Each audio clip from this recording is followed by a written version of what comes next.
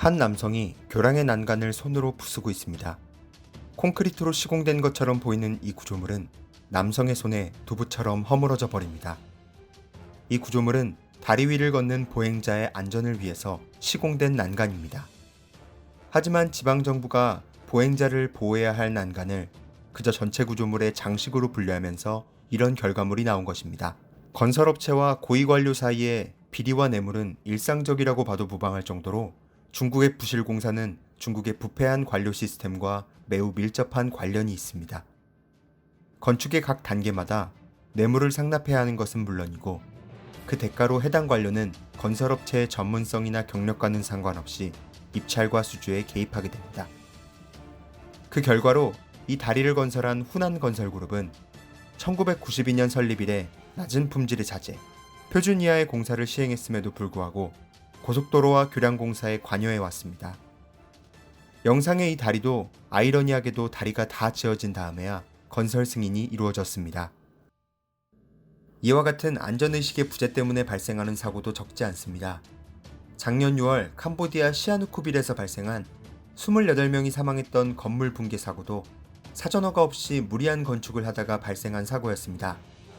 지방당국은 건설 담당자에게 토지관리, 계획 및 건설 단계의 안전오류를 지적하며 2번의 경고를 했지만 경고를 모두 무시했다 라고 밝혔으며 미완성된 이 7층 건물은 2층에서 쉬고 있던 수십 명의 캄보디안 건설 노동자들 위로 무너져 내렸습니다. 캄보디아 내 국민들의 비판의 목소리가 커지자 결국 시공을 담당한 중국인 3명이 기소되었습니다. 수많은 사건 사고가 발생했음에도 불구하고 부실공사로 발생되는 사건은 최근 코로나와 홍수에 기름을 부어 피해 상황을 더욱 악화시키고 있습니다. 지난 3월 중국 푸젠성 취안저우시에서는 7층짜리 호텔이 붕괴했습니다. 코로나19 격리시설로 사용되던 호텔이었는데 불과 3초 만에 건물 전체가 무너져 내렸습니다. 넉 달 넘게 사고 원인을 조사해온 푸젠성 당국은 불법 중축이 사고의 원인이었던 것으로 결론 내렸습니다. 원래 4층짜리 건물을 7층으로 무리한 증축을 했는데 부실 건축으로 건물이 하중을 견디지 못했고 기둥에도 금이 갔다는 것입니다. 증축 허가를 받는 과정에서 문서가 위조된 사실도 확인했습니다. 최근 중국은 수십 년 만에 기록적인 폭우로 서울의 절반이 넘는 면적이 물에 잠겼습니다. 중국 남부에서는 141명이 숨지거나 실종됐으며 3,800만 명의 이재민이 발생했습니다. 현지 언론에 따르면 이번 폭우로 중국 전역에서 주택 25만여 채 이상이 파손됐다고 밝혔습니다. 그럼에도 중국에서 굳건히 버티고 있는 건축물이 있어 눈길을 끌고 있습니다. 후베이성 어저우시 양쯔강 한가운데에 있는 관잉사원입니다.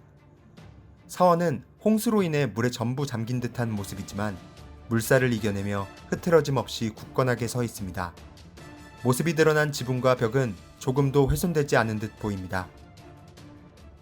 이 같은 영상이 올라오자 한 중국 누리꾼은 700년 된 건물이 더 튼튼하다니 부끄럽다는 반응을 보였고 또 다른 누리꾼은 과거 사람들은 똑똑하고 훌륭한 건축가였다.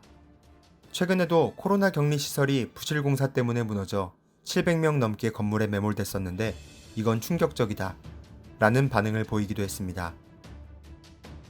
영상을 시청해주셔서 진심으로 감사드립니다. 구독과 좋아요 부탁드립니다.